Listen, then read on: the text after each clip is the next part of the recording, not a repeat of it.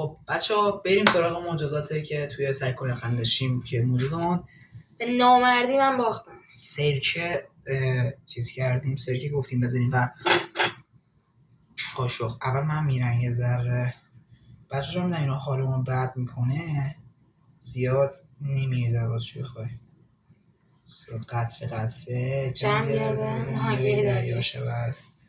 بچه‌ها این سرکش خیلی بد من اینقدر فقط برمیدارم سرکی جان. شربت چطوریه؟ اوه دلم وا بچه‌ها منم بخورم اسهال قربی بچه‌ها اسهال در کمین است. من دقیقا همون ریختم. بریم خود آمده خورد.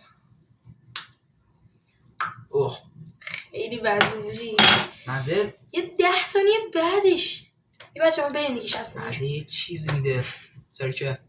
خدافظ.